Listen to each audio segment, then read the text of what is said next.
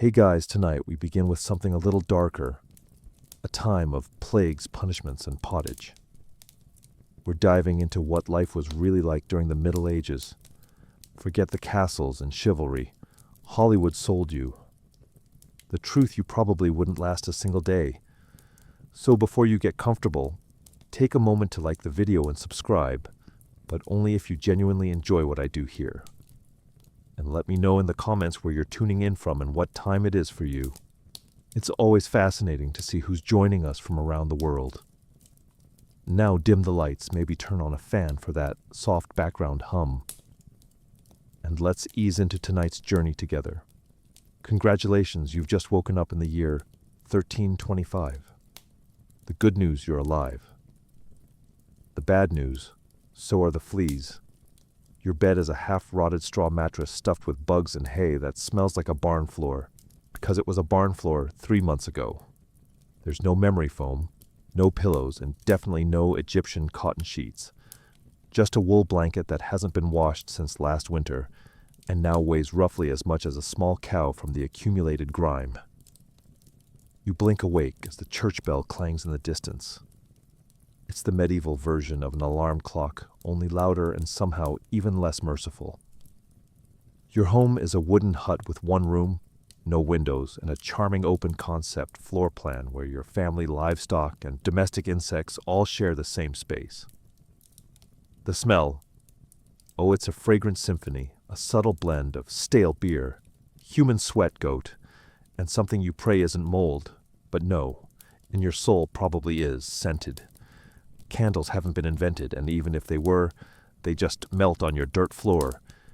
You try to stretch, but immediately regret it, because the air is freezing and your joints ache.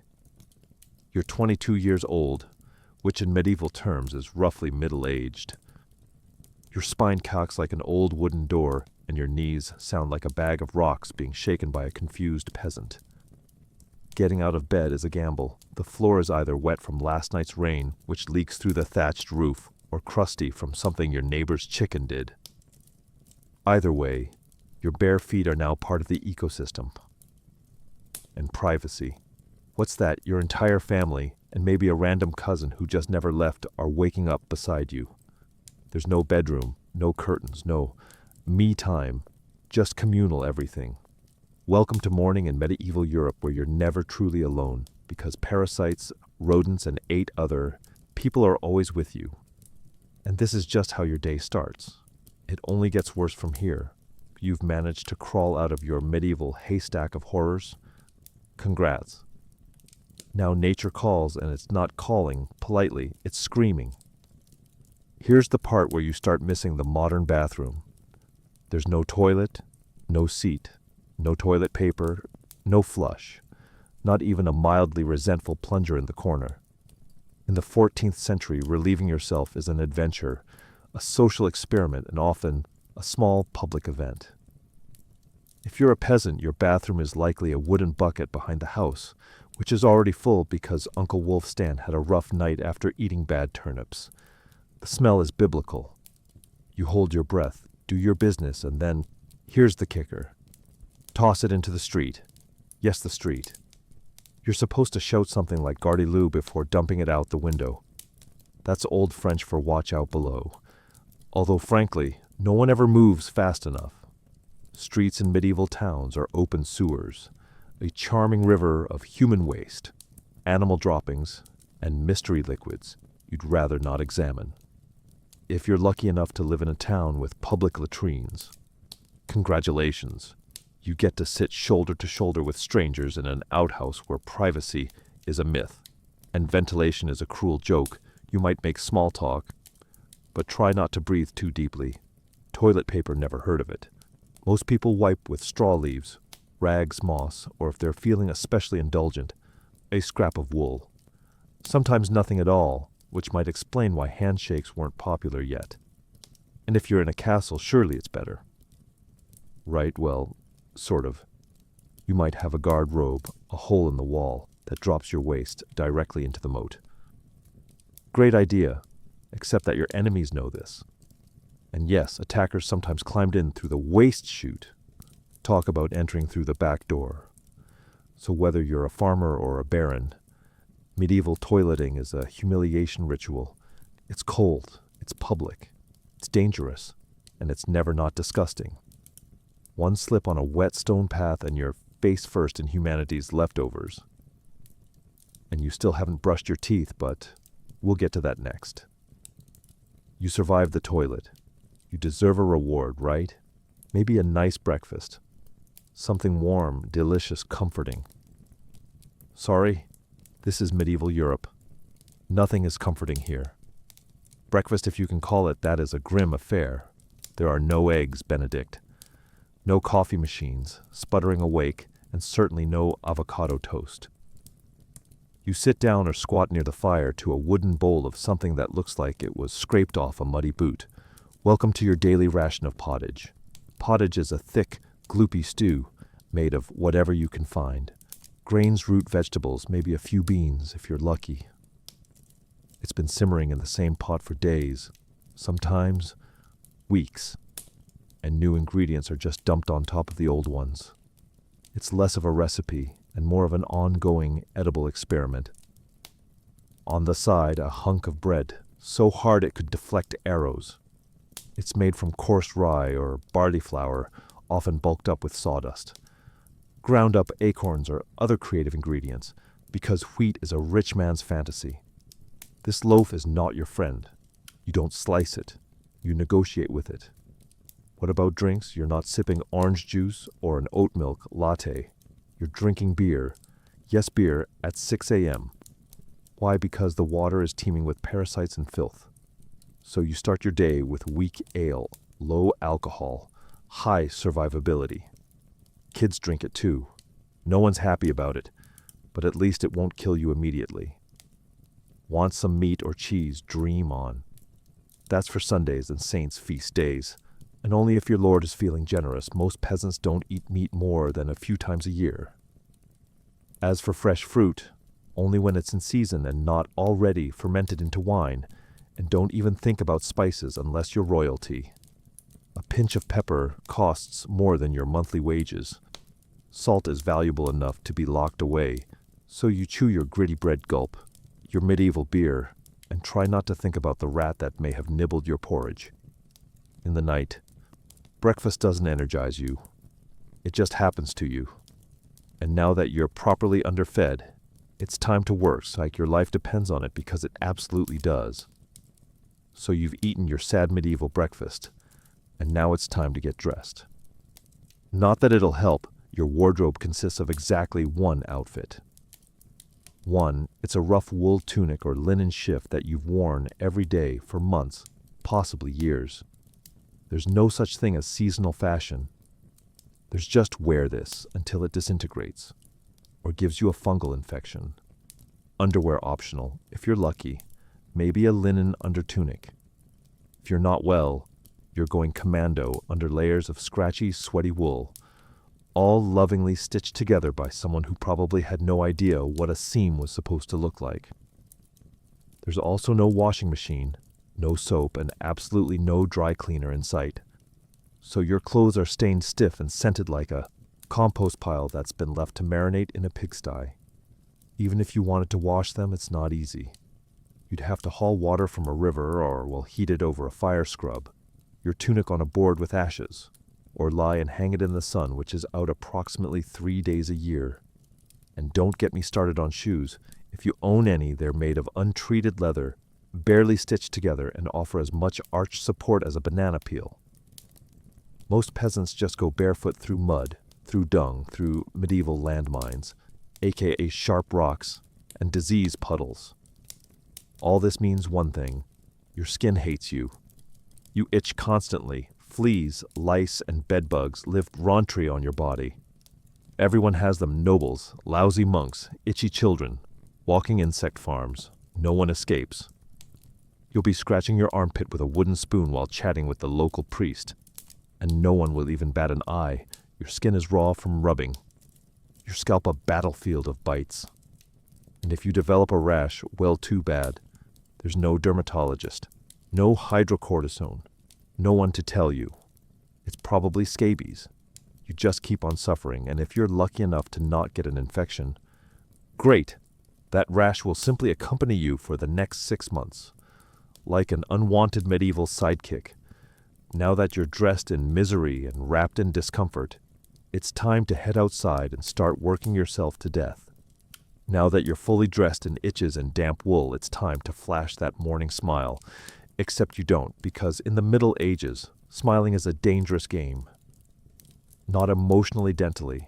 There's no toothbrush, no toothpaste, no mouthwash, no floss. The concept of oral hygiene is about as popular as bathing, which is to say, not very. Some people might chew on a twig or rinse with wine or vinegar, but for the most part your teeth are on their own and they're not doing well. By the time you hit your mid-20s, your smile looks like something pulled from a haunted crypt. Cavities are rampant. Gums are swollen. And those aren't just food stains on your teeth. That's decay. You have more rot in your mouth than a medieval root cellar. Sugar, while not yet everywhere, is becoming more common among the rich. Imported at great cost, mostly used in small cakes or to show off wealth. If you're a noble, congratulations. You get to rot your teeth faster than the peasants. If you're poor, you'll do it slowly over time, with fermented bread, gritty porridge, and years of hard chewing. Toothaches get used to them. They're like medieval weather, always there in the background. The kind of pain that makes you consider praying, drinking, or pulling the tooth out yourself with a pair of pliers. And that's not a joke. That was the actual treatment. Dentists didn't really exist, but barber surgeons did. Yes, the same guy who cuts your hair is also pulling your MERS out by candlelight with an iron hook and zero anesthesia. Infected tooth, hope you like fevers, because without antibiotics it can easily turn into sepsis and kill you from a toothache. That's right. The same thing that sends us to a pharmacy today could be your funeral in the 1300s. And there's no relief on the social front either. Kissing good luck. Halitosis, bad breath is everywhere. If you're single, you're not judged by your smile. You're judged by your land and your livestock. In short, your mouth is a battlefield, and it's losing the war. Now that your teeth are throbbing, let's head outside, because your real job, the one that will break your back, is just getting started. Time to head to work. Except there's no office, no desk, no coffee break, and no chance of promotion. Your job, if you're like 90% of the population, is simple. Don't die while laboring for someone else's comfort. You're a peasant. Congratulations. That means you work the land that belongs to a lord who probably doesn't remember your name. You rise with the sun and stop only when it disappears behind the trees. Your tool's a wooden hoe, a rusty sickle, and whatever bones are still intact in your body. There's no weekend, there's no clocking out. There's only sunrise to sunset. 6 days a week. Sundays off, but only if you're not harvesting, fighting off raiders, or praying feverishly for your infected toe to stop turning black. The work is brutal. Fields are plowed by hand or with oxen. If you're rich enough to afford one, you dig ditches, sow seeds, pull weeds, and carry water until your spine begins to resemble the letter S. No one cares if you're tired. No one's asking how your mental health is doing. If you're a woman, surprise, you don't just do field work. You also care for children. Clean, cook, spin wool, feed animals, and pretend your husband's lice infestation isn't slowly migrating to your side of the bed. Children, they start helping out around age 5. No school, no toys, just a tiny wooden rake and a dream of one day not dying of the flu. And if you're one of the few who isn't a farmer, maybe you're a blacksmith, a tanner, or a cooper. Great. You still work with fire chemicals or animal guts all day in poorly ventilated sheds. The pay basically survival. The perks occasional bleeding. Break a bone too bad. Get a fever. Drink some warm beer and keep going. You can't afford to stop, not even for a day, because if you don't work, you don't eat. And if you don't eat well, medieval Europe has a solution for that. It's called being replaced, so you grip your shovel, ignore the blisters, and keep digging. Because in the Middle Ages, your job isn't a career. It's a slow-motion endurance test. Now that your back is on fire from laboring in the fields, let's talk about the weather. Because in the Middle Ages, temperature is less about seasons and more about ongoing punishment from the sky. Let's start with winter. There's no insulation, no central heating, and no weathering. Just wooden walls with gaps you could throw a chicken through. Your windows covered with cloth, not glass. The fire in the hearth, nice in theory, but you don't have enough firewood to keep it going because wood is expensive and gathering it from the forest is sometimes illegal. Yes, you can be executed for picking up the wrong stick from the wrong forest. You bundle up in your one damp wool tunic, huddle near the dying embers, and still wake up with your nose frozen, your feet permanently cold, often damp, your fingers so stiff they feel like tiny medieval popsicles. Frostbite isn't diagnosed, it's just called bad luck. Now fast forward to summer. Sounds better, right, wrong. In summer, your home turns into a clay oven. There's no fan, no cross breeze, and absolutely no deodorant. You sweat through your layers, but you can't remove them because showing too much skin is scandalous and also invites sunburn, insect bites, and social judgment. The flies are out in full force, attracted to your unwashed body and the smell of last week's goat stew that's still fermenting in the corner. Mosquitoes buzz by your ear while you sleep. Assuming you can sleep through the sound of your neighbors yelling and babies crying, in the fields the sun bakes you. No sunblock, no hat unless you fashion one out of straw like a desperate scarecrow.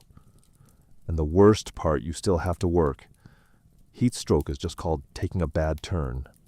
So you're either shivering in your own evil, wondering if your toes will make it to spring, or you're sweating through your only pair of socks while your thighs chafe into oblivion. And the one thing that never changes, no matter the season, your clothes still itch, your food is still terrible, and your next job still waiting. Welcome to climate control, medieval style. There is none. Feeling thirsty, need to freshen up. Want to splash a little water on your face to wake up from this damp, fever dream of a life too bad. In medieval times, water isn't your friend. It's trying to murder you quietly. Let's start with drinking.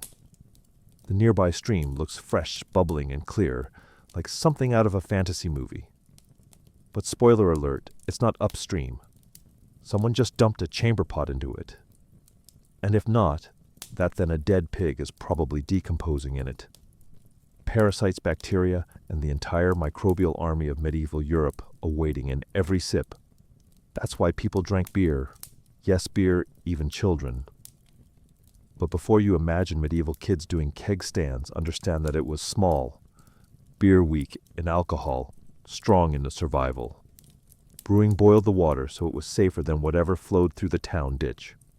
Wine was another option if you were rich enough to afford it and unconcerned with functioning properly. Before noon? What about bathing? Surely water was used for cleaning. In theory, yes. In practice, absolutely not. See, back then people believed bathing actually opened your pores and let the disease in. That's right.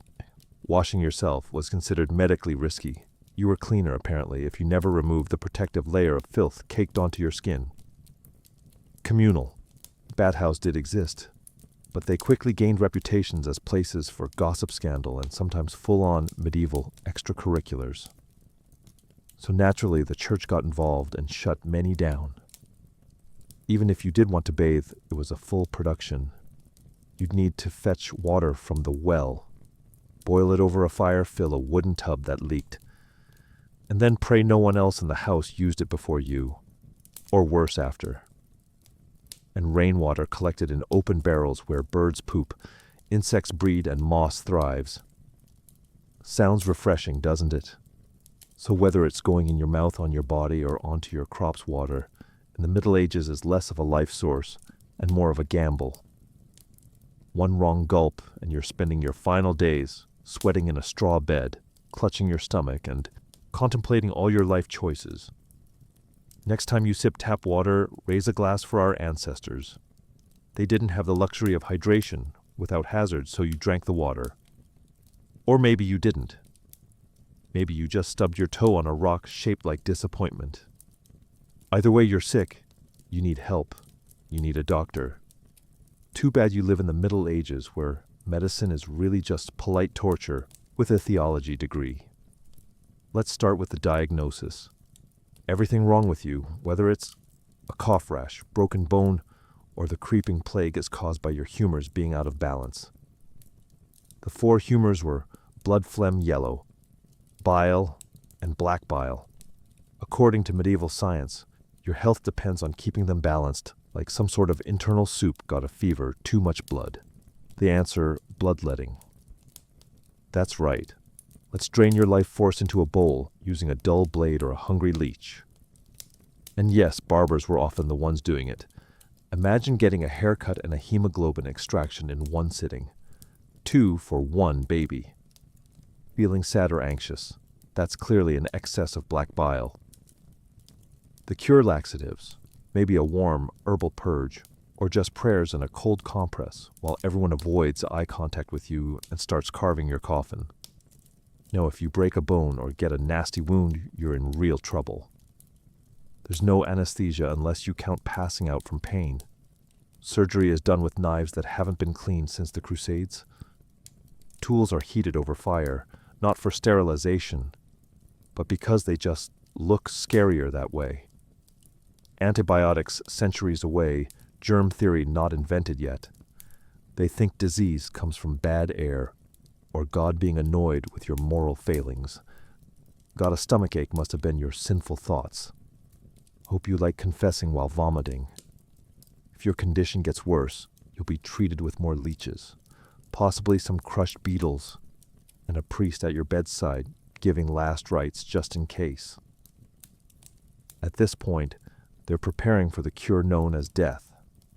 And if by some miracle you recover, everyone just assumes God took pity on you. The doctor takes full credit and the leech gets promoted. So yes, in the Middle Ages, medicine is less about healing and more about surviving the cure. After a long day of labor lice and leeches, it's finally time to eat. You shuffle back to your Oddville stomach, growling ready for the one joy left in life, a warm meal. Bad news, your meal is probably trying to kill you. Let's begin with the basics. Food preservation doesn't really exist. There's no fridge, no freezer, just salt smoke or the hope that winter air keeps things fresh. Your meat, if you're lucky enough to have any, has been hanging for days, covered in flies, marinated in questionable brine, and possibly shared with a rat or two. Bread is the cornerstone of the medieval diet, but even that isn't safe in bad harvest years. Desperate peasants bulk it up with bark sawdust, or even clay to make it stretch. And if it's rye season, there's a bonus. Ergot, a fungus that causes convulsions, hallucinations, and sometimes death. It's like eating bread laced with LSD and tetanus vegetables, only if they're in season. And you know what's always in season? Turnips. So many turnips boiled, mashed, or floating in pottage, which, if you remember from Chapter 3, is basically a hot swamp of mystery ingredients that's been simmering since your great-grandfather's funeral. Fruit might be available in the fall, but it rots quickly, and sugar is rare, expensive, and hoarded by the rich to show off their blackened teeth. Dairy is another gamble. Fresh milk spoils in hours. Butter and cheese fare better, but they're loaded with bacteria. People eat them anyway, because frankly, it's either that or chew your boodle leather. And let's talk about seasoning. Spices like pepper, cinnamon, or nutmeg, worth more than gold. For the average peasant, flavor comes from onions, salt if you're lucky, and pain. Most meals taste like wet burlap sprinkled with sadness. But food isn't just a health hazard, it's a political one. Game animals belong to the Lord. Not you caught poaching a rabbit. You could be fined, imprisoned, or even executed. That's right. Your dinner could get you hanged. So as you sit down to eat your gray stew by flickering firelight, remember every bite is a risk. But you eat anyway, because in the Middle Ages, food doesn't nourish. It tests you. It's evening now. You've worked, suffered, and barely digested your suspicious stew. You might think the day is winding down, but don't get too relaxed because God is watching. So is the priest, and so is your neighbor, Agnes, who will absolutely rat you out if you miss Mass. In medieval Europe, religion isn't just part of life, it is life. The church controls your calendar, your laws, your education. If you can read your birth, marriage, death, and everything in between, think of it as your spiritual landlord, and you're always behind on rent. Every day is structured around prayer bells. The town, church bell rings in the morning, noon and night. Not because people need reminders, but because missing prayer is a sin. Forget to bow. Sin eat meat on a Friday. Sin think about your neighbor's wife in that one dream. Double sin. And yes, hell is very real. Vividly real priests describe it in glorious detail. Rivers of fire, lakes of boiling blood, demons with pitchforks, and eternal wailing. If the plague doesn't scare you, eternal damnation definitely will. You can't read the Bible yourself because it's written in Latin, a language reserved for monks, clergy, and that one noble kid who's too good for dirt. You rely on the church to interpret everything for you. That means, if the priest says your crop failure is because you didn't pray hard enough, well, time to kneel harder. Tithes, 1/10 of everything you own, are mandatory. If you grow wheat, you give wheat. If you raise chickens, you give eggs. If you have nothing, congratulations. You're spiritually bankrupt and financially doomed. Holidays, they're holy days, dozens of them. And while they offer breaks from labor, they're not for fun. Therefore, attending Mass fasting, confessing sins, and reminding yourself that joy is a dangerous indulgence. Questioning the church is dangerous. Heretics are burned, witches are drowned, blasphemers are flogged, and skeptics are quickly reformed. So you go through the motions, you chant, you bow, you pray, that your soul, after enduring this dirt-covered life, might finally land in paradise, assuming the priest likes you, because in the Middle Ages God may be merciful, but the church not so much. If you thought being a medieval peasant was rough, try doing it as a woman. All the filth, famine, and fear, plus childbirth, subservience, and social invisibility. In the Middle Ages, being a woman is like being on hard mode, with no health potions and no restart button. From birth, a girl's life path is pretty much locked in. Marry young bear. Children serve your husband, die tired. Education not likely, unless you're from a noble family and sent to a convent. Your intellectual development stops around the time you learn how to churn butter and patch a tunic. Marriage happens early. Really early. It's not weird to be betrothed at 12 and pregnant by 14. It's not about love. It's about land, livestock, and alliances. Your opinion not required. Once married, you're basically your husband's property. Your job is to produce, heirs feed, everyone, and keep the house running and not complain. Because complaining might get you branded a nag or worse, a witch. That label comes with a complimentary drowning or burning, depending on the local fashion. Childbirth is a death lottery. There's no prenatal care, no sterile tools, no anesthesia. Midwives do their best, but even minor complications can mean death for the mother, the child, or both. Some women survive 10 pregnancies. Many don't survive 2. But don't worry, once the baby is out, your work increases. Now you have a screaming infant in a lice-ridden hut, and you're expected to nurse. Cook, clean, and still help in the fields. You don't get a break. You are the break for everyone else. If you're unmarried, you're suspicious. If you're widowed, vulnerable. If you're outspoken, dangerous. Women who didn't conform were often accused of witchcraft, especially if they had herbal knowledge, a strong personality, or just looked at someone funny on a rainy Tuesday. Even in the church, your role is limited. Nuns lived under strict rules. No speaking without permission, no freedom of movement, and your spiritual worth, always ranked below men. In short, if you're a woman in the Middle Ages, you're expected to endure, obey, reproduce, and suffer in silence, ideally while smiling.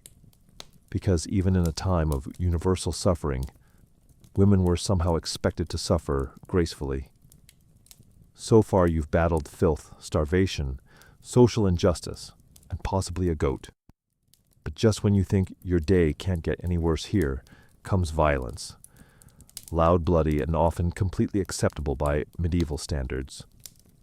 Let's be clear, the Middle Ages were not peaceful. The idea of law and order mostly meant hope. The local lord isn't in a bad mood. Violence is everywhere, in the home, in the streets, on the battlefield, in church disputes, and sometimes in line at the communal bread oven. Crime is common, punishment is brutal. And justice is more performance art than protection.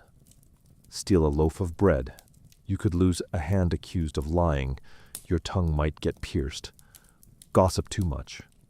Meet the scold's bridle, a metal mask strapped to your head with a bar in your mouth for correction. Of course, let's say you're accused of something serious. Heresy, theft, witchcraft. How do you prove your innocence by being tortured? Obviously. Welcome to trial by ordeal. One version, you stick your hand in boiling water to retrieve a stone. If it heals without infection in 3 days, you're innocent. If not, you're guilty. Another option, you're tossed into a river. If you sink, you're innocent. Discipline their wives and children. Street fights commonplace. You could be beaten just for looking the wrong way at a noble's horse, and war, always simmering. Local feuds, territorial disputes, religious crusades. Someone's always marching off to stab someone else in the name of honor God or boredom violence. Isn't a breakdown of society in the Middle Ages. It is society. Everyone lives with the constant knowledge that life is fragile. Justice is arbitrary, and your neighbor might bash your head in over a pig, so walk carefully, keep your eyes down, and never trust anyone with a club. At this point, you've made it through the lice, the leeches, the laundryless misery, and the looming threat of public disembowelment. But now comes the final chapter of most medieval lives, an early and unglamorous death. If you're alive and still breathing past the age of 40, you're practically a celebrity. You might even be referred to as the Old One, which is less of a nickname and more of a statistical miracle. Let's break it down. The average life expectancy hovers around 30 to 40 years, but that number is dragged down heavily by infant mortality. Nearly half of all children die before reaching age 5. Disease, malnutrition. Or one bad winter was all it took. No vaccines, no antibiotics, no hope. If you survived childhood, you entered adulthood already exhausted. Work began as soon as you could walk upright, and by 25 your joints creaked like a monastery door. You might be missing several teeth, a finger, and most of your original optimism. Women faced a particularly deadly gauntlet: childbirth. It was one of the leading causes of death for medieval women. No pain relief, no medical intervention, just prayer, hot water, and someone holding your hand while you bled out on a straw-stuffed cot. For men, the dangers were different, but equally relentless.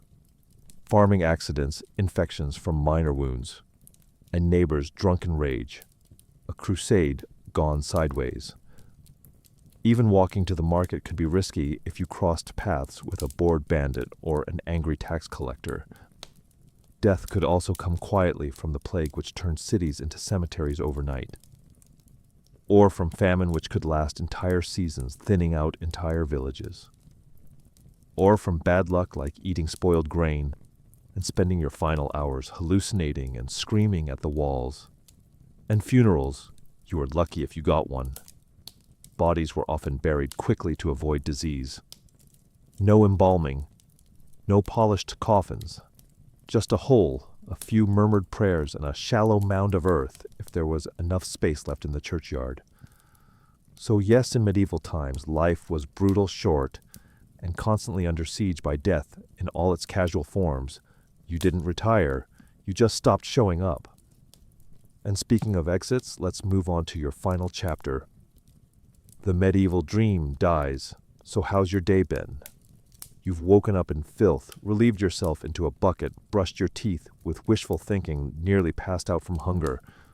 Worked until your spine cried for mercy. Scratched your way through itchy wool. Prayed to not get plague and barely dodged a public execution for owning a squirrel. Welcome to a single day in medieval Europe. Still dreaming of becoming a knight. Think again, that romanticized version of the Middle Ages, gallant swordsmen, noble ladies in towers, heroic battles and feasts in candlelit great halls. It's a myth polished by fairy tales and fantasy books. In truth, the medieval world was gritty, cruel, and deeply unfair. Hierarchy was everything. If you were born poor, you stayed poor. If you were born rich, congratulations, you had a better chance of surviving. But you were still one bad soup away from dysentery and a hasty burial. Even the nobles weren't immune to misery. Castles were drafty stone refrigerators, filled with fleas, smoke, and politically motivated marriages. Sure, you had a fur cloak and a goblet of wine, but also a 50% chance of dying in a skirmish or from an infected splinter. Not exactly luxury. The simpler times weren't simple. They were relentless. Everything took longer. Everything hurt more. Everything from childbirth to chewing came with consequences. Life was survival, not leisure. And if you did find a quiet moment to think, to dream, to imagine something better, there wasn't much you could do with it. No upward mobility, no modern medicine, no internet to Google. What's this weird rash you lived, suffered, worked and died within a 10-mile radius of where you were born? But here's the wildest part. Through all of this, people still laughed. Sang songs, told stories, fell in love and found meaning. Not because life was easy, but because humans are stubborn like that. Even in the darkest chapters they made space for light. So tonight, when you slip into your clean bed with indoor plumbing, antibiotics, and central heating, maybe say a quiet thank you to the modern world and to your ancestors who fought rats, famine, and feudalism. So you wouldn't have to. Long before, she was Catherine the Great, Empress of all Russia, mistress of reform and icon of ambition. She was simply Sophie born. Sophie Federica Augusta von Anhallurst in 1729. She was the daughter of a relatively obscure German princely family. Her tiny duchy in Pomerania offered little in terms of power. But Sophie herself, she had something no title could provide. Razor-sharp intelligence, relentless charm, and a quiet burning hunger for greatness. Her upbringing was strict. Her mother, Johanna, was cold and calculating, not a warm, nurturing figure, but a social climber obsessed with status. Sophie's father, a Prussian officer, was more distant than disciplinary. From a young age, Sophie learned to walk the fine line between obedience and cunning. She read voraciously, spoke multiple languages, and learned how to observe a room before speaking in it. Skills that would soon become survival tools in one of Europe's most brutal courts. When the Russian Empress Elizabeth Petrona began searching for a wife for her heir, Grand Duke Peter, she looked beyond Russia's borders. Peter himself was of German descent, and Empress Elizabeth believed a foreign bride, pliable and grateful, would be easier to control. Sophie fit the bill perfectly. Noble blood, Lutheran faith which she'd be forced to abandon, and a reputation for both grace and humility. At just 14 years old, Sophie was summoned to Russia. She arrived in the freezing capital of St. Petersburg in 1744, wearing thin German fabrics and a diplomatic smile. Her mother pushed her forward like a chess piece. Sophie, however, had her own game in mind. To become acceptable in Russian society, she converted to Orthodoxy, taking the name Ekaterina Alexa Catherine. The ceremony was public, symbolic, and life-altering. She wasn't just changing religions. She was burning the bridge behind her, stepping into a foreign empire with no way back. No one watching that quiet teenage girl in a fur-trimmed coat could have predicted what would come next. Betrayal, revolution, enlightenment, and empire But from the moment Sophie stepped foot in the Russian court, she stopped being a pawn and began planning how to become a queen. Catherine's marriage to Grand Duke Peter was meant to secure her place in Russian royalty. But from the very beginning, it felt more like a cage than a crown. Peter, heir to the Russian throne, was not the dashing prince of fairy tales. Awkward, immature, and obsessed with toy soldiers, he was far more interested in playing war games in his chambers than governing an empire or showing affection to his new wife. Some accounts even suggest he refused to consummate the marriage for years. He idolized Frederick the Great of Prussia and resented the Russian court that had adopted him. In contrast, Catherine embraced Russia with a fierce determination. She learned the language, studied its history, and memorized Orthodox rituals. She wanted to belong. Peter wanted to escape. This mismatch wasn't just emotional. It was political.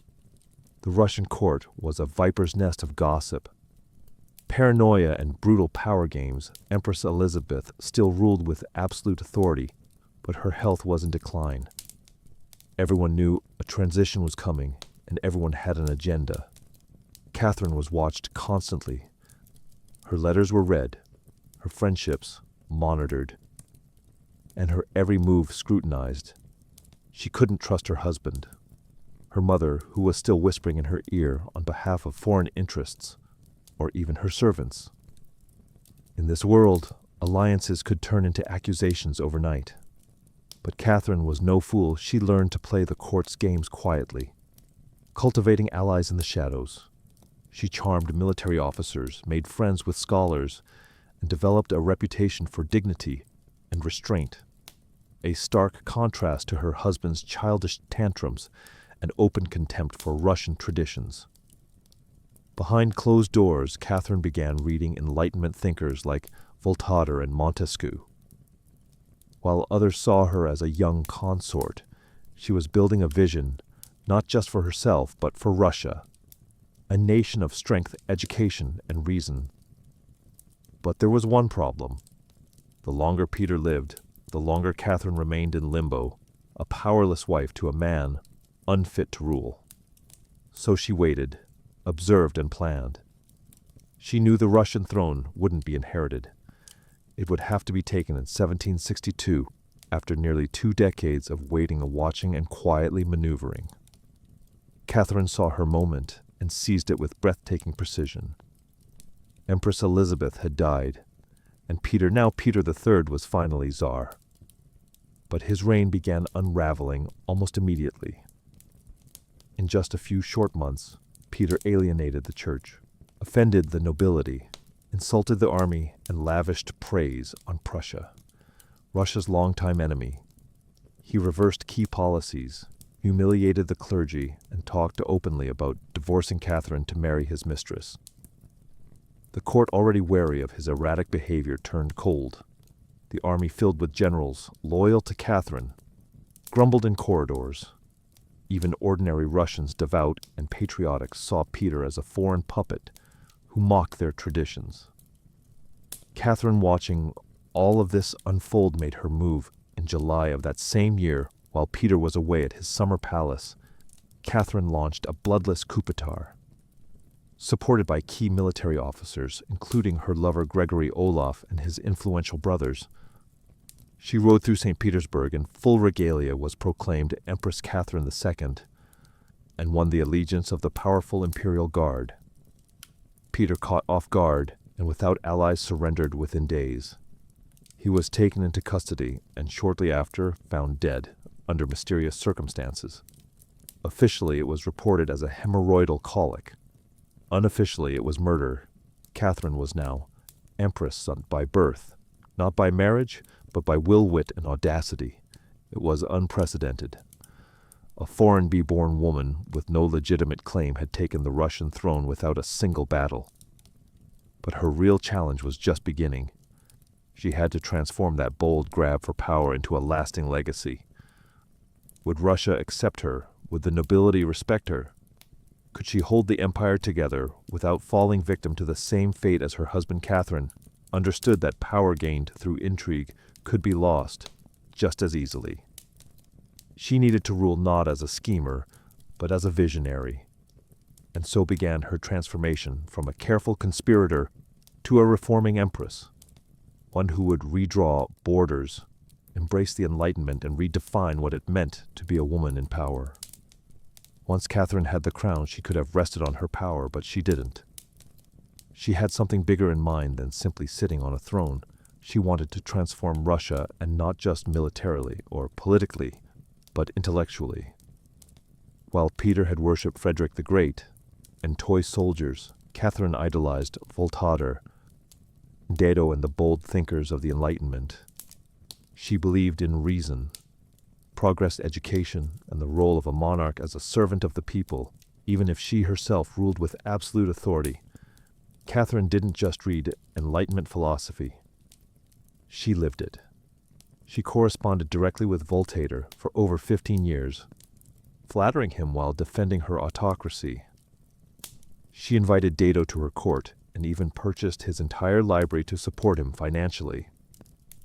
Behind closed doors, she pored over legal texts, debated reforms, and crafted policies to modernize the empire.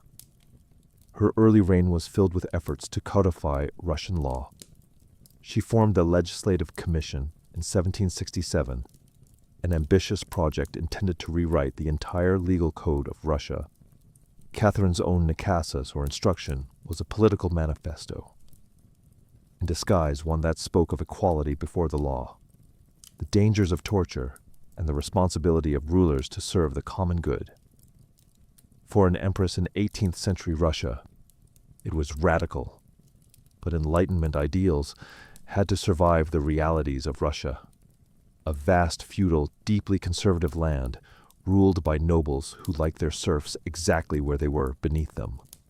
Catherine knew this. While she advocated reform, she moved carefully. She abolished some forms of torture, expanded access to secular education, and built schools and libraries. But she also reaffirmed the nobility's control over their serfs to keep them loyal. This was Catherine's balancing act, a philosopher queen in public, a practical empress in private. She walked a tightrope between ideology and survival, between the shining salons of Paris and the gritty politics of Moscow. Her vision for Russia was bold, but always calculated. In many ways, Catherine wasn't trying to make Russia European.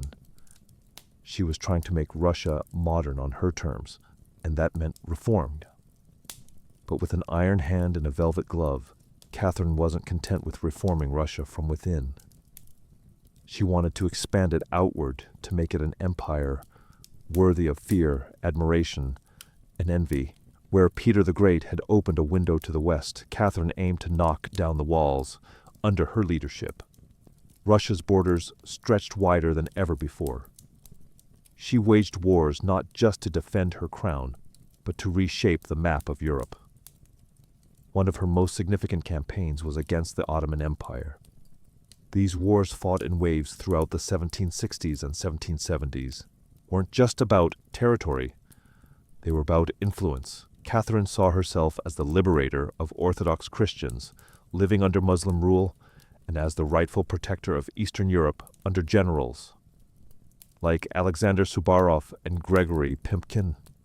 Russia captured key regions, including Crimea, the northern coast of the Black Sea, and access to warm water ports.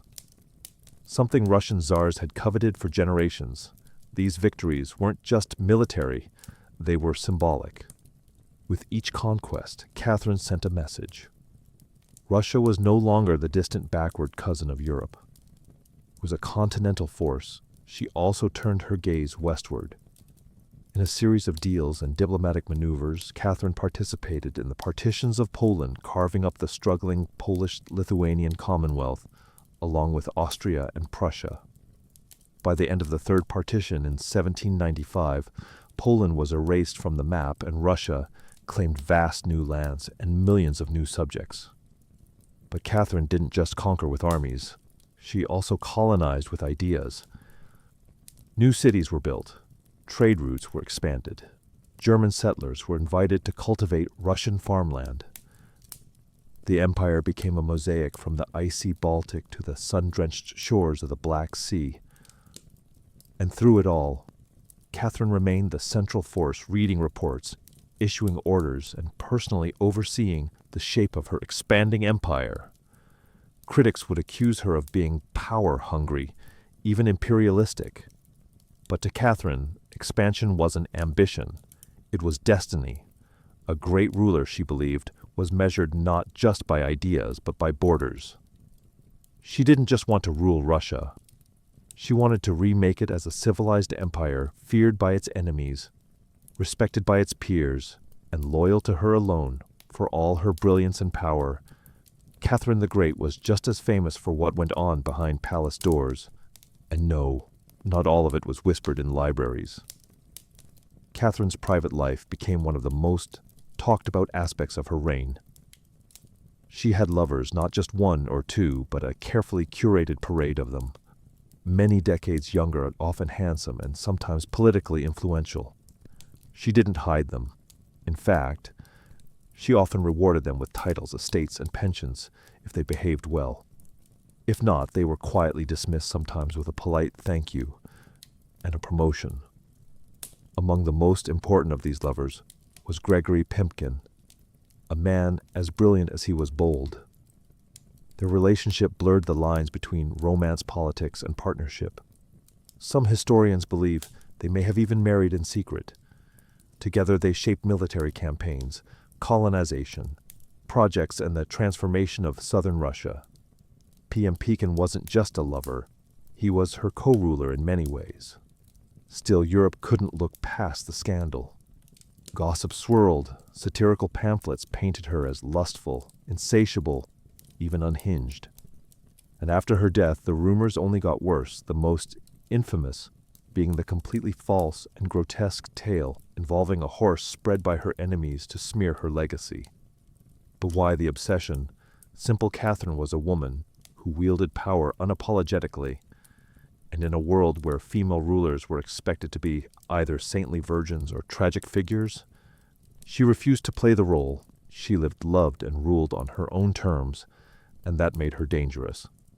Ironically, while her critics painted her as immoral, Catherine herself was deeply philosophical about love and sexuality. She believed pleasure was a natural part of life, and that personal relationships didn't have to threaten public responsibility. She separated emotion from governance, a feat few male rulers managed. In reality, her liaison were often strategic. She surrounded herself with men who were loyal, capable, and politically useful. And when they ceased to be, she let them go, usually with a smile and a generous retirement. Catherine's love life didn't weaken her rule. It was part of her strategy, a blend of passion and power that made her unforgettable, envied, and feared. For all her charisma and control, Catherine's reign was not without peril. And in 1773, that peril came in the form of a bearded Cossack named Ilan Pugachev. He was no ordinary rebel. Pugachev claimed to be none other than Peter III, Catherine's dead husband. According to him, he had survived the coup and now returned to reclaim the throne from the German usurper. It was absurd. Peter was long gone, but to Russia's oppressed and exhausted lower classes, the claim didn't need to be true. It just needed to offer hope. Pugachev promised liberation, an end to serfdom, lower taxes, and land for the common people. His words lit a fire across the Volga River region, especially among Saks peasants and old believers. In a time when the gap between nobles and serfs had widened brutally, his promises sounded like salvation. The Pugachev Rebellion became the largest peasant uprising in Russian history. Towns were taken, fortresses fell, nobles were slaughtered. For a terrifying moment, it seemed as if the empire itself might fracture. Catherine was shaken. This wasn't a foreign war she could win with cavalry and treaties. This was a revolt from within her own people, rising against the system. She ruled, but Catherine didn't panic, she acted. She dispatched professional military forces to crush the rebellion. Ruthlessly, Bugashev's forces were defeated in 1774. He was captured, displayed in an iron cage, and eventually beheaded in Moscow, a public warning to all who dared follow. Afterward, Catherine doubled down on order and control. Her dreams of liberating the serfs quietly faded into silence. The rebellion had shown her the limits of enlightenment. In a country still shackled by feudalism, she now leaned harder on the nobility, who offered loyalty in exchange for absolute control over their serfs. This was a turning point. The empress who once quoted Voltaire now prioritized stability over philosophy. Reform became cautious. Surveillance increased, rebellion, even whispered, was to be stomped out before it had breath. Pugachev may have lost his head, but he left behind a warning that haunted Catherine. That power built on inequality could only hold so long before the storm came crashing through. By the time Catherine the Great approached the final years of her life, she had ruled Russia for over 3 decades longer than any female ruler in Russian history. From the moment she seized power, she had defied. Expectations reshaped her empire and redefined what a woman and a monarch could be. Under Catherine's reign, Russia became a true European powerhouse.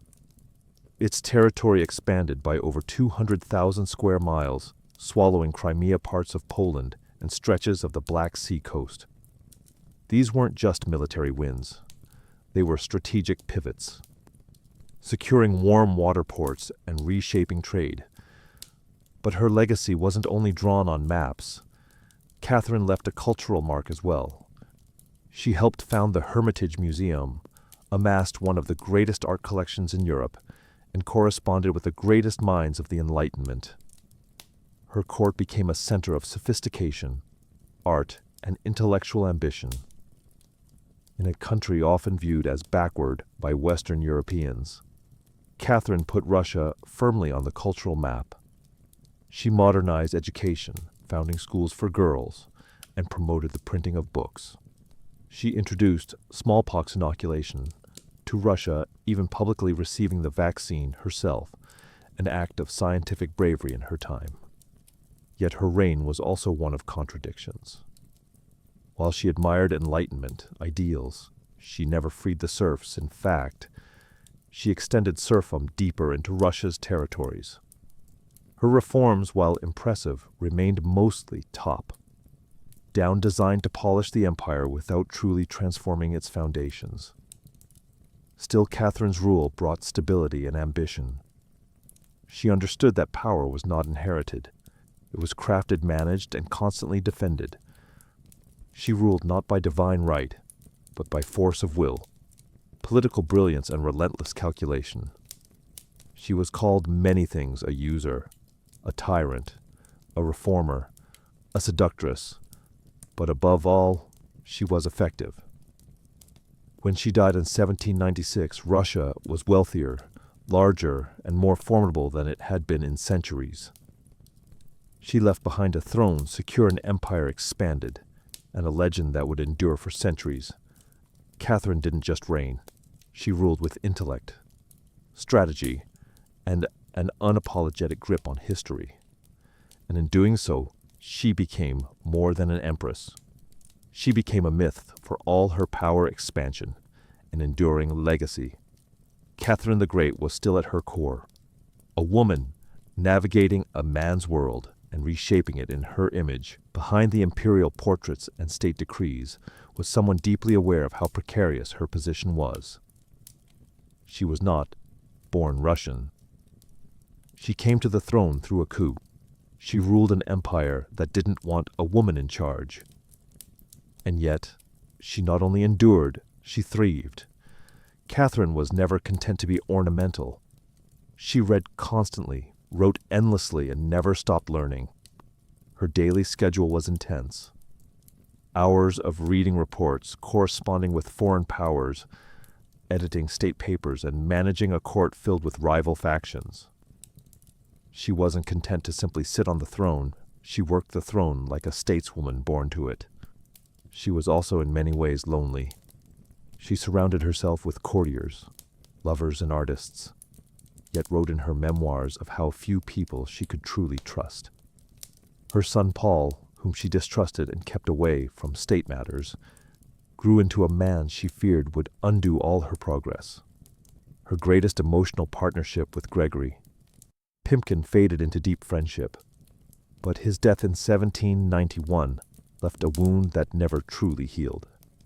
Catherine crafted her image carefully. She understood the power of narrative and wielded it better than most monarchs of her age. She posed as mother of Russia, enlightened, monarch warrior, empress, and lover of the arts. But beneath those roles was a woman who had endured rejection, betrayal, scandal, and rebellion, and kept going. When she died in 1796, she left behind an empire transformed, but also questions. Could she have done more to end serfdom? Were her Enlightenment ideals compromised by politics? Was she more reformer or ruler? History remembers her by the title she never gave herself, the Great. It wasn't because she was flawless or kind or just. It was because she took power and wielded it on her own terms in a time and place where women weren't supposed to have any. She didn't just wear the crown, she rewrote what it meant to deserve one. In the humid depths of the Chiapas jungle in southern Mexico, the ruins of Palenque whisper stories from the ancient Maya world. Towering temples rise above the canopy, their limestone faces eroded by time, but still brimming with secrets. And in 1994, one of those secrets revealed itself. A team of Mexican archaeologists, led by Fanny Lopez Jimenez, was surveying Temple 3, a relatively modest pyramid, next to the more famous Temple of the Inscriptions, the burial site of the mighty king P.L. The great temple, the throne wasn't expected to hold much, until they noticed something odd. A sealed hidden chamber beneath the structure. No looters had touched it. It was pristine. When the archaeologists broke through and lowered themselves inside, they found a stone sarcophagus resting in silence. The air was heavy with the weight of centuries. As they opened the lid, red dust rose like smoke, brilliant, shocking red. The interior was covered in powdered cinnabar, a toxic mercury sulfide used ceremonially by the Mir. And lying within that crimson cloud was the skeleton of a woman. She had been buried with care and reverence. Her bones were fragile but intact, her skull still wearing a jade mask, and her body surrounded by orrery offerings, necklaces, diadems, ear spools, all crafted from jade and shell. Everything about the burial screamed royalty, yet no name was inscribed. No glyphs identified her. It was one of the richest female burials ever found in Mesoamerica. And yet, it was a total enigma. Why was she buried in a red powder? Was she a queen, a priestess, or perhaps even Pal's wife? The researchers called her the Red Queen, and the name stuck. But even with modern forensics, they couldn't say for sure who she was. Only that she had lived around the 7th century during the golden age of Palenque. Unlike most Mayer tombs, hers had been hidden, untouched, and purposefully isolated. Her burial wasn't just ceremonial. It was spiritual. This woman wasn't meant to be remembered with words. She was meant to be remembered through ritual, through color, and through the mystery she left behind. The most haunting feature of the Red Queen's tomb wasn't her jade jewelry or the silence of the sealed chamber. It was the red dust. A thick layer of powdered cinnabar covered everything. The sarcophagus, the walls, her bones. Even the offerings around her, it clung like blood to stone. To the mayor, this was no accident. Cinnabar made from crushed mercury. Sulfide was one of the most sacred and dangerous substances in the ancient world. Its vibrant red color wasn't just visually striking. It symbolized blood rebirth and the life force that connected the human and divine realms. Red was sacred. It was the color of sunrise, of sacrifice, of life emerging from death. And it wasn't just symbolic. It was spiritual, covering the dead. In cinnabar was a ritual meant to transform the body, preserving it, not for eternity but for transition. In Maya belief, death wasn't the end. It was a passage, a crossing into another cosmic layer. And so the Red Queen, whoever she was being prepared, not just for burial, but for deification. But there's another layer to this. Cinnabar is toxic. Repeated exposure can lead to mercury poisoning, tremors, hallucinations, even death. The Mer likely didn't understand the chemistry, but they felt its potency. It was volatile, powerful, dangerous. To bathe the corpse in it was to declare this person was no ordinary mortal in Palanque. Very few were buried with Cinnabar Pal. The great, the mighty king, whose pyramid dominates the site, was one. His body, like hers, was also saturated in the red powder. That detail alone drew speculation. Was the Red Queen his wife, his mother, or someone of equal divine status? Her skull had been placed on a layer of jaguar skin, another sacred symbol around her bone needles. Obsidian blades and miniature jade figurines hinted at rituals performed either during her life or in her honor at death. Every part of her burial told a story without words, a story of power cloaked in secrecy, a woman prepared to cross into the underworld, not in silence but in ceremony, drenched in the color of sacrifice. Surrounding the Red Queen's crimson-drenched remains was a world of silence broken only by the gleam of jade, the gleam of shell and obsidian. These were not mere ornaments. They were offerings, each one carefully chosen to accompany her on the journey to the Maya afterlife, the Xibalba. At her sides were jade necklaces, heavy and cold, their polished surfaces still radiant after 300 years underground. Jade was not just beautiful. It was sacred. The Maya considered it a symbol of eternal life. It represented the green of maize, the vitality of the jungle, and the breath of the gods. Only the elite were buried with jade. For the Red Queen, it covered her chest, wrists, and ears, a clear sign that in life she wielded influence, perhaps even divine favor. One of the most haunting objects was the Jadirari mask, placed delicately over her face. Unlike the golden death masks of Egypt, this one was subtle, constructed from dozens of tiny mosaic tiles, arranged to mimic the contours of her skull.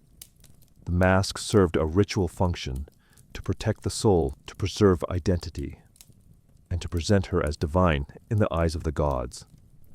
Scattered near her bones were bone needles, obsidian blades, and shell artifacts. These could have been tools of ritual or symbols of her status as priestess, healer, or royal matriarch. One bone pin was engraved faint but purposeful, a small echo of her voice lost to time. At her feet and along the edges of the tomb were ceramic vessels, still sealed, likely once filled with offerings. Food, drink, or incense to sustain her spirit beyond death. The mayor believed the afterlife was a journey, dangerous, layered, filled with challenges. These items weren't luxuries. They were necessities. To modernize the tomb feels intimate, not overloaded but intentional. There was no gold, no chariots, no pomp, just items chosen with spiritual weight. It was a map for the soul. Through these treasures we glimpse how the mayor understood death, not as finality, but as a transition of power. The Red Queen wasn't buried to be forgotten. She was being prepared to ascend. For all the grandeur of her tomb, the Red Queen left behind one haunting void. No name, no inscriptions adorned her sarcophagus. No glyphs on the walls identified her. She was clearly someone powerful, but who, from the moment her tomb was opened, scholars began trying to connect the dots. The most compelling theory that the Red Queen was Zakbu, the wife of Kinich Janab, Pal known today as Pal the Great. The most famous ruler of Palanque, Zakbu Aha, was more than just Pal's consort. She was born into nobility and married into Palanque's royal dynasty at a young age.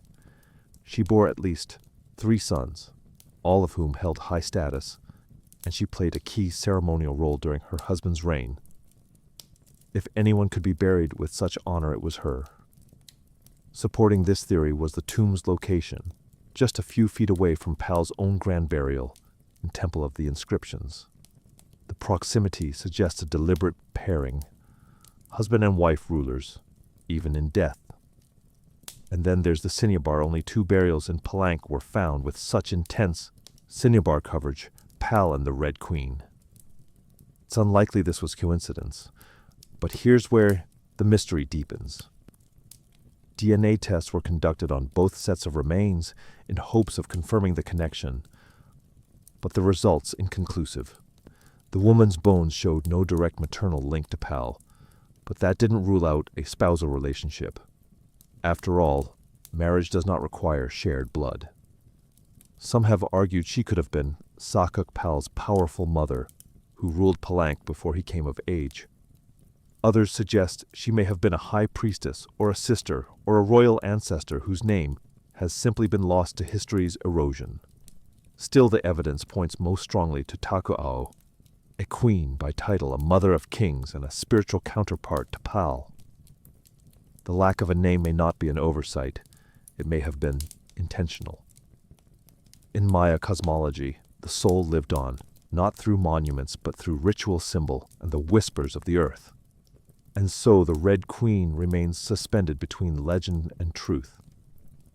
A woman who ruled remembered not in stone, but in scarlet and silence.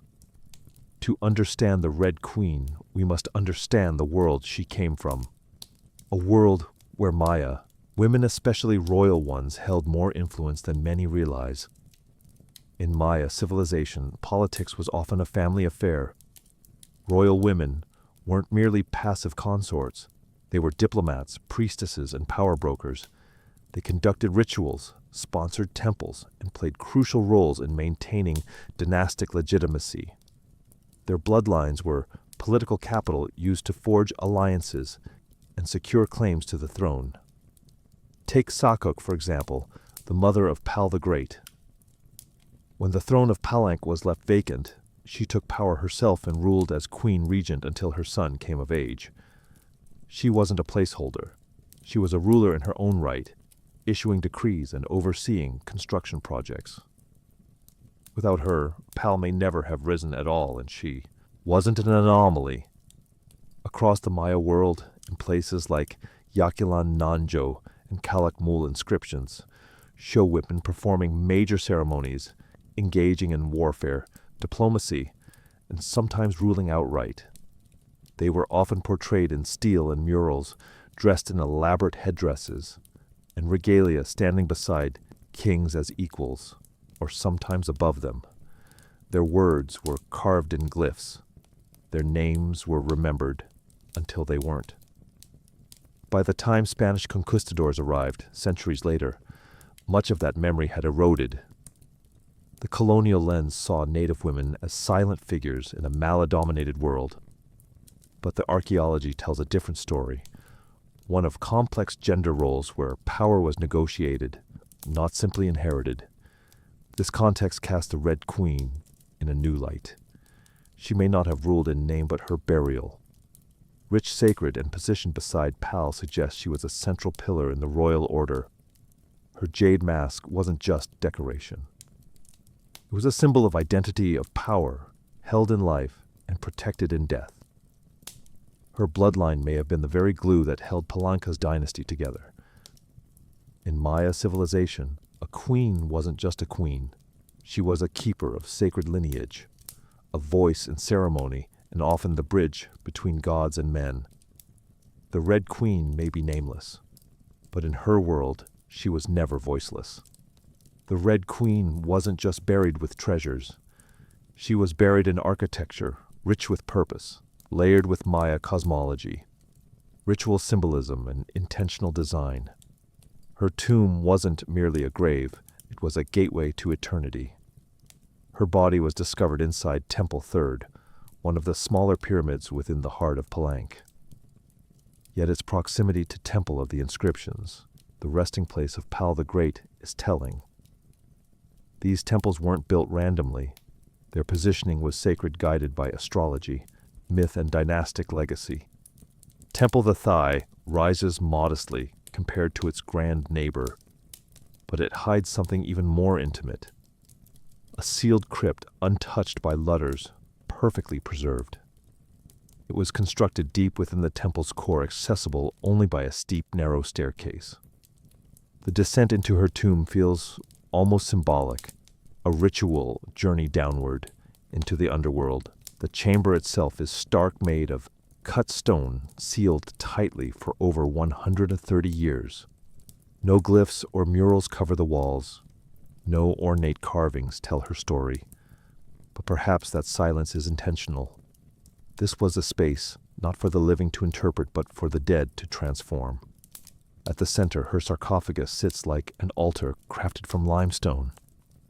It echoes the grand stone coffin of Pal next door, while Pal's lid is famously engraved with scenes of cosmic rebirth. The Red Queen's tomb is more subdued. The focus is inward on the body, on the cinnabar, on the ritual of death itself. And yet there are subtle architectural cues that hint at meaning. The tomb is aligned east to west, a symbolic path mirroring the sun's journey from life to death. The chamber is small but powerful. It feels deliberate, personal, a sacred enclosure for someone revered. Maya temples were cosmological tools, bridges between the heavens, the earth and the underworld. To be buried in one was to be elevated beyond the human realm. The Red Queen's eternal home wasn't an afterthought. It was a carefully constructed shrine, a place where death became transformation. Her bones rest in stone, her essence in cinnabar, and her legacy in the architecture itself. A temple that speaks without words, telling us she mattered. To the ancient Maya, death wasn't the end. It was a threshold, a sacred passage into the underworld known as Xibalba. And for someone like the Red Queen, this crossing was not only spiritual, it was political, cosmological, and deeply ritualized.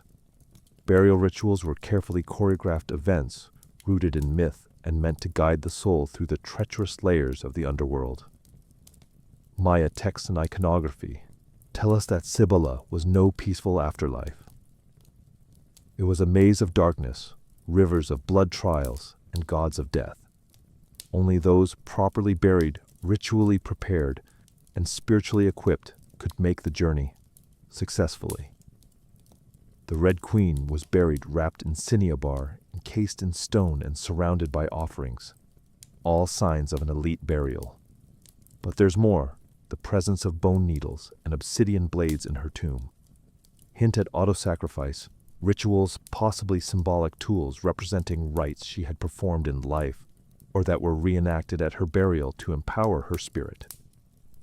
Herari mask, carefully assembled from jade tiles, was not simply decorative. It may have served as a spiritual vessel, preserving her face and identity as she journeyed into the afterlife. In Maya belief, the face was a mirror of the soul, and the soul needed to be recognized by the gods. The ceramic vessels surrounding her may have once held chocolate maize water, or even pulka to nourish her in the next world. Other items like stingray spines or shell trumpets could have represented spiritual tools, calls to the gods, or tokens of ritual. Communication, burial wasn't just a goodbye, it was a transformation. The Maya believed in cycles, death as seed, burial as planting, and the afterlife as rebirth. Kings and queens were often seen as earthly incarnations of gods. And in death, they returned to those divine origins. The Red Queen, covered in the color of blood, entombed in a pyramid, and honored with offerings, was being prepared for rebirth, not as a mortal, but as a being tied to the sacred order of the cosmos. Her burial wasn't the end of her story. It was the beginning of her legend. Just a few steps away from the Red Queen's final resting place lies one of the most iconic tombs in Mesoamerica, that of Kinich Janab Pal, known simply as Pal the Great. His burial inside the grand temple of the inscriptions is celebrated for its artistry scale and deeply spiritual symbolism. But what makes the Red Queen's tomb so extraordinary is not only what was inside, it's where it was found. Her sarcophagus was hidden within Temple 3 directly adjacent to Pal's monument. In a city like Palanque, where every temple was carefully positioned to reflect cosmic principles, this closeness was no coincidence. It was intentional, a statement etched in stone. Many scholars believe the Red Queen was Zakbu Aupal's queen and trusted consort. While her tomb lacks inscriptions, the similarities between their burials are striking. Both wrapped in cinnabar, both entombed in pyramids, both buried with jade, and both treated with extreme reverence, these rituals mirror each other as if two halves of a sacred narrative. Pal's lid famously depicts him falling into the underworld tree, a cosmic scene of death and rebirth. The Red Queen's simpler tomb contains no such iconography, but the symbolism lies in the pairing itself. If Pal represented the sun journeying through the underworld at night to rise again, then the Red Queen may have represented the moon, the feminine force that follows its own mysterious path in the sky. Together they embodied a cosmic duality, masculine and feminine, king and queen, sun and moon order and ritual. In Maya mythology, rulership was not singular. It was relational harmony, and the cosmos required balance. And that balance extended into the dynastic court. By placing the Red Queen beside Pal, the Maya were preserving not just a marriage, but a cosmic partnership. Their proximity in death may have mirrored their roles in life. A queen, not behind, but beside her king, sharing not just a throne, but a legacy. In their tombs they speak without words, two souls wrapped in cinnabar and stone, joined across eternity. One of history's most sacred silences. Though her name was lost to time, the Red Queen of Palanque endures not as a forgotten relic, but as one of the most enigmatic and powerful women of the ancient world. Her tomb, sealed for over 1,300 years now, whispers across centuries, inviting questions that echo louder with every discovery. She represents a mystery that still resists full understanding. We may never know exactly who she was. No glyph carved her name, no steeler told her story, and yet the care in her burial, the richness of her offerings, the symbolism of her crimson-drenched bones, all speak of a woman profoundly important, not merely as a wife or consort, but as someone who held real influence, spiritual weight, and royal blood. Today, the Red Queen forces us to reevaluate assumptions. She's a reminder that in the ancient Maya world, women were not silent. They led rituals, governed cities, and shaped dynasties. While kings like Pal have long taken the spotlight, the Red Queen's reemergence reminds us that power did not belong to men alone. It flowed through mothers, queens, priestesses, and visionaries. Her legacy is more than the treasures she left behind. It's the conversation she started among archaeologists, historians, artists, and storytellers.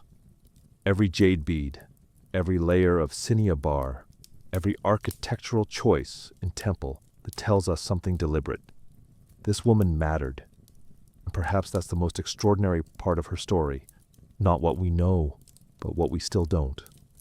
The Red Queen teaches us that history isn't just a collection of facts. It's a living puzzle, a shared human longing to connect with the past. In that sense, her legacy is still unfolding. She lies wrapped in red, the color of life and sacrifice of blood and rebirth. Her face, once hidden behind a jade mask, now stares back at us through science, art, and wonder. She remains nameless but not voiceless. Mysterious but not forgotten, the Red Queen may have ruled a kingdom in life, but in death she rules something greater, our imagination.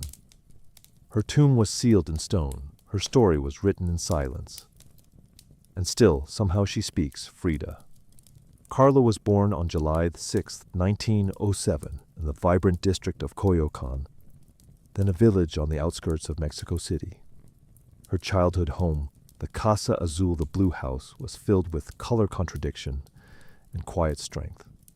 It would later become a sanctuary, a battleground and a museum, to one of the most iconic artists of the 20th century. Frida was the third of 4 daughters born to Guillermo Carlo, a German-Hungarian photographer, and Matilda Calderon, a devout Catholic of indigenous and Spanish descent. Her parents were opposites, Guillermo reserved and intellectual, Matilda religious and emotionally distant. Frida would inherit her father's introspection and artistic eye, but also her mother's fierce resilience. As a child, Frida was imaginative, outspoken, and bold. She read voraciously and asked questions. Most adults didn't want to answer, but at the age of 6, she contracted polio, which left her right leg thinner and weaker than the other. A physical difference she tried to mask with long skirts, but never allowed to limit her spirit. The illness left her bedridden for months and isolated from other children. During this time, she grew close to her father, who encouraged her to exercise, ride bicycles, and stay mentally sharp. Unlike most girls of her time, Frida didn't aspire to become a wife or a homemaker. Her goal to become a doctor, she enrolled in the prestigious National Preparatory School in Mexico City at age 15. One of only a handful of girls accepted, there she stood out, not just for her intelligence, but for her rebellious wit, radical thinking, and unique sense of style. She joined a group of young intellectuals known as the Cachuchas, who debated philosophy, literature, and politics. Frida was drawn to revolution, to ideas that challenged tradition. But even in those early years before the bus crash that would define her body, and before the fame that would define her legacy, Frida Kahlo was already painting herself into the world with sharp edges, unapologetic ideas, and an identity too big to fit inside anyone else's expectations. She wasn't just growing up in Kokan, she was preparing to remake herself entirely. On September the 17th, 1925, Frida Kahlo's life was split in two: the girl she had been and the woman she was forced to become. That afternoon, she boarded a wooden bus with her boyfriend, Alejandro Gomez Arras, after school. They were laughing, teasing each other, and probably arguing. Frida never did anything halfway. But moments later, the bus collided with a streetcar, and in an instant, her future unraveled into pain, metal, and silence. The crash was horrific.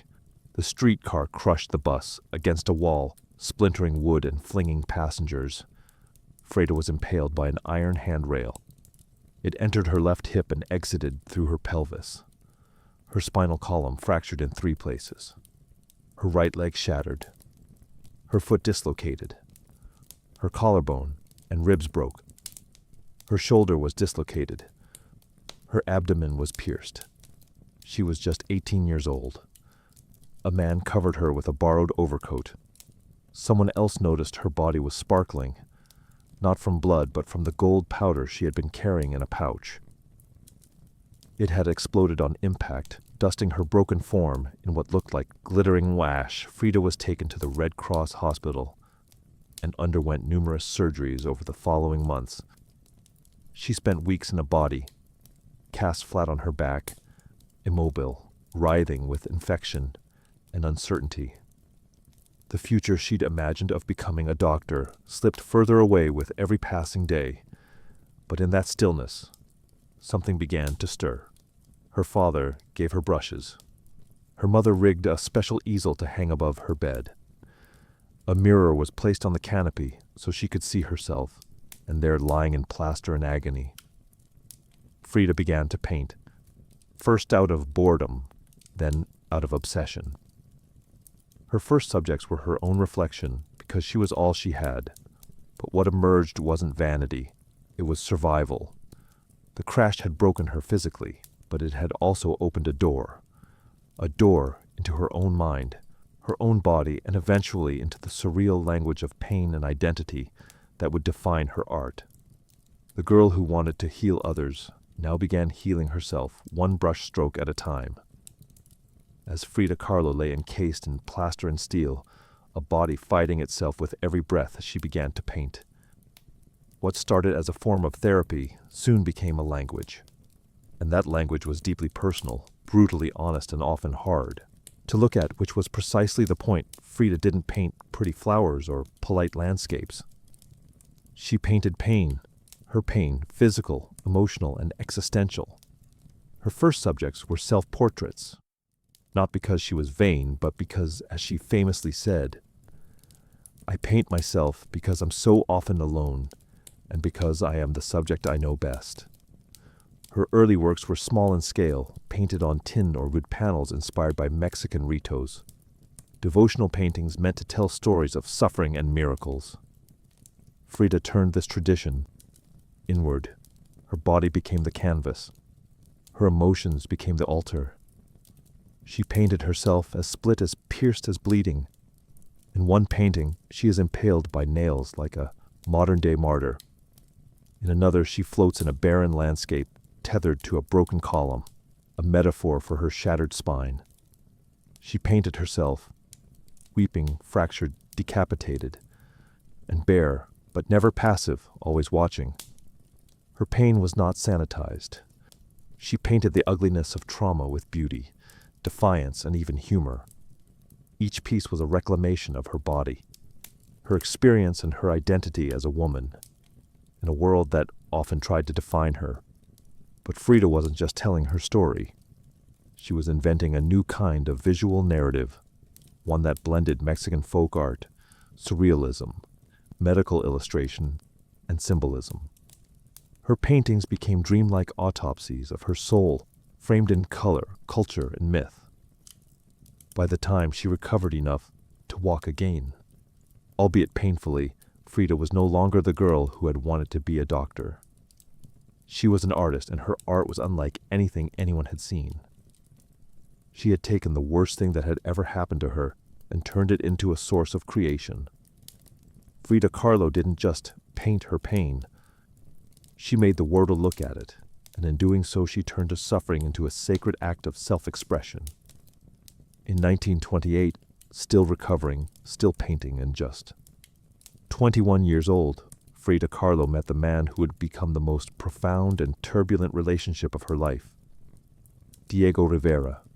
He was 20 years her senior, already Mexico's most famous painter, massive in both stature and presence. Rivera was a giant of Mexican muralism, known for his sweeping, politically charged frescoes that told the story of the Mexican people. Frida had seen his work before. She admired it. But now she wanted his opinion of her work. She brought her paintings to him at the Ministry of Education, interrupting his scaffolded work to ask bluntly, "Do I have talent?" Diego took one look and said, yes, and not just out of kindness. He recognized in her something rare, an unfiltered voice, raw and unpretentious, full of rage, irony, pain, and beauty. They began a relationship that was as consuming as it was creative. Frida once said, "I suffered 2 accidents in my life, one in which a streetcar knocked me down. The other was Diego. They married in 1929, an odd pairing to outsiders. Diego, massive, unfaithful, politically famous. Frida sharp-tongued fiercely. Independent already, walking with a cane, her parents called it. A marriage between an elephant and a dove. Their bond was passionate but chaotic. Diego supported her art and encouraged her growth as a painter. But he was also endlessly unfaithful, even with Frida's own sister, Christina.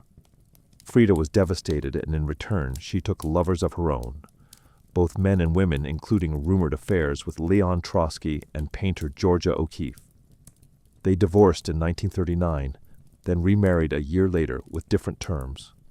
This time, Frida would keep her autonomy, her home, her money, her name.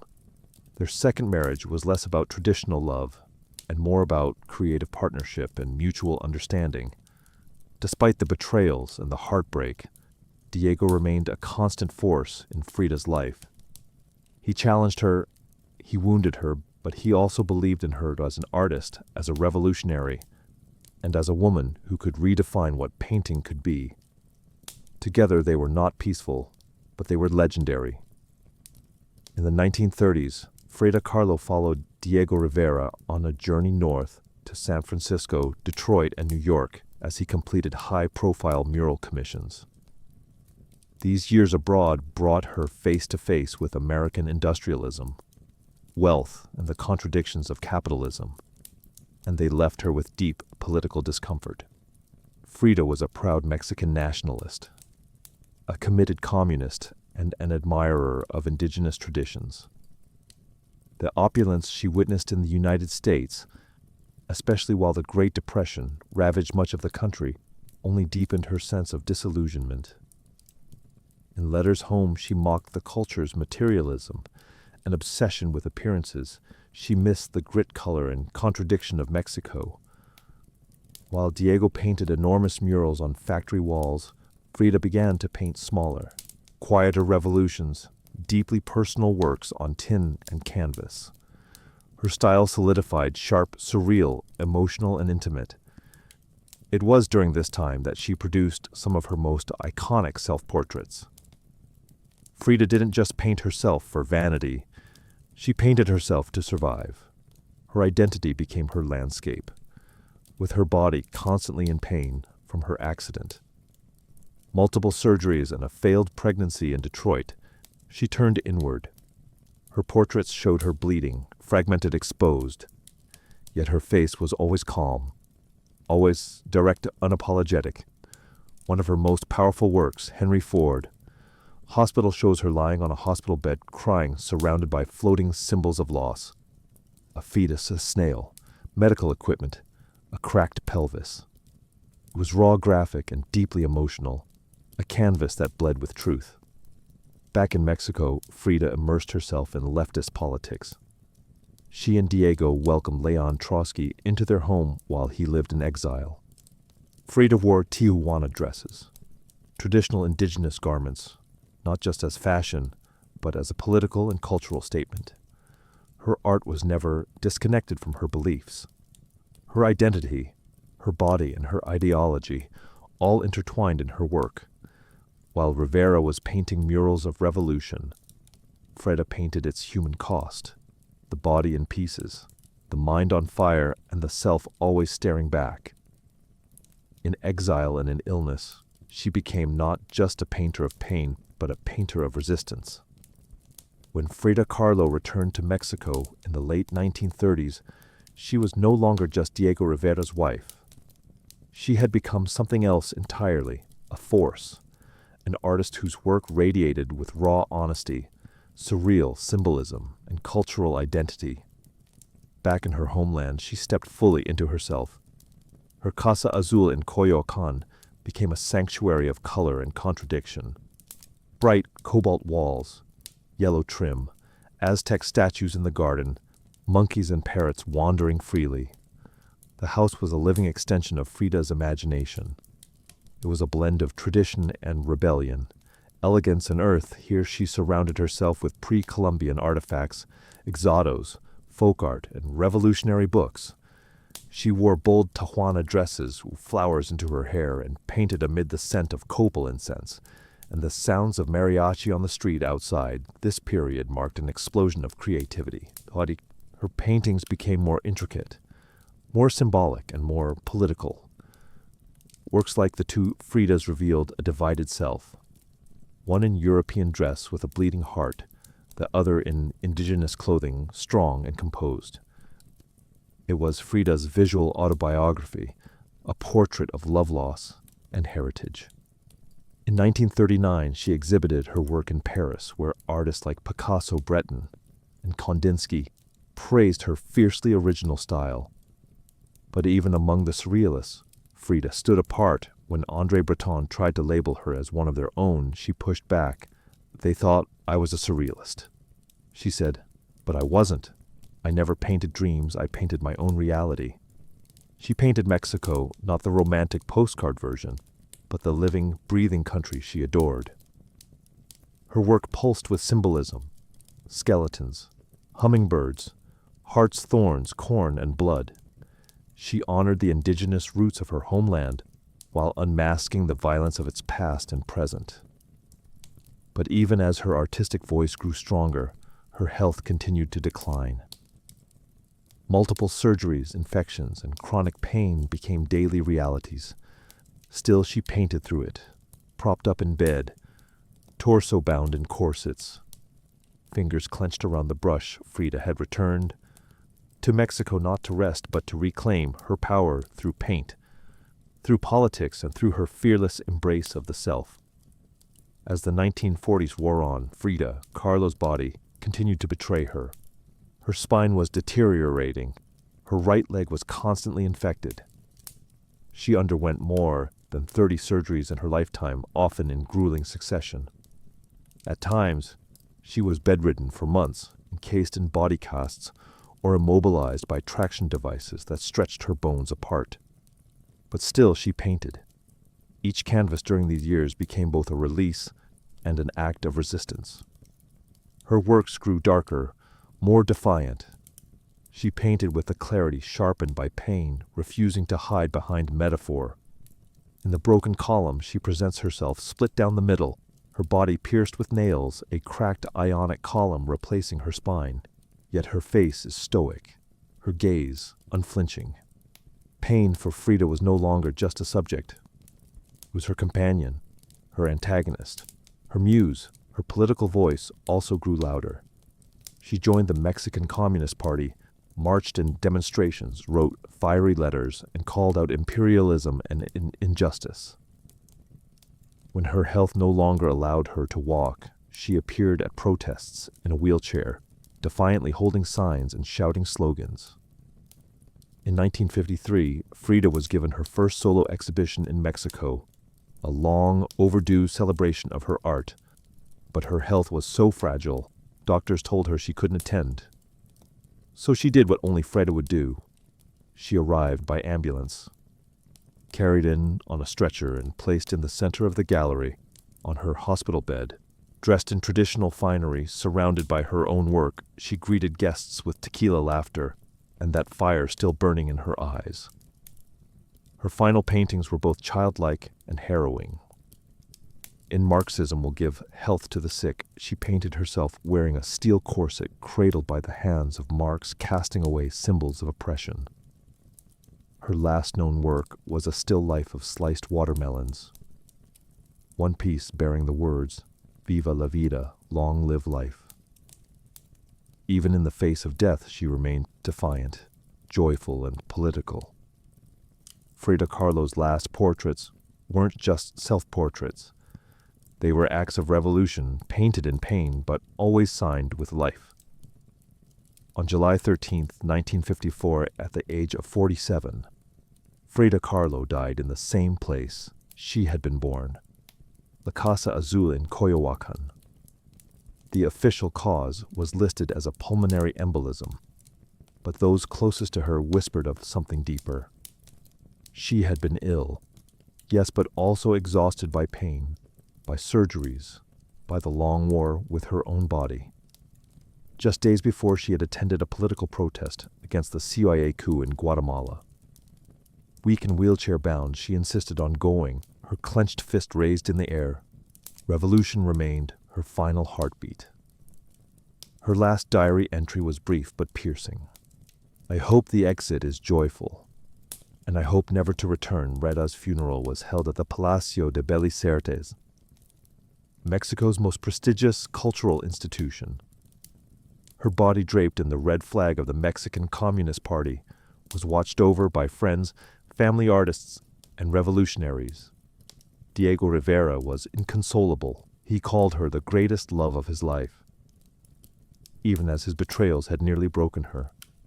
But in the years that followed her death, something extraordinary happened. Frida Kahlo refused to disappear. At first, her name was whispered only in art circles. Her works weren't easy to categorize, too political for surrealists, too surreal for traditionalists. But slowly, her image, her story, and her defiance began to resonate. Through the 1970s and 1980s, as feminist scholars and activists reclaimed forgotten voices, Frida's became louder. She wasn't just a painter anymore. She was a symbol of pain turned into beauty of feminism. Born through resistance of Mexican identity, celebrated without apology, of queerness, disability, revolution, and authenticity. Her face, unibrow, gaze flowers in her hair, became iconic. Her home became a museum. Her diary became a sacred text, and her paintings now hang in the world's greatest museums. Frida Kahlo had lived much of her life in Diego's shadow, but in death she stepped forward. She didn't just leave behind paintings. She left behind a mirror and dared us all to look, not with pity, not with fear, but with fire. Today, Frida Kahlo's face is everywhere, printed on t-shirts, painted on murals, turned into dolls, memes, posters, and icons. Her signature, unibrow, her flower-crowned hair, her direct gaze, all instantly recognizable.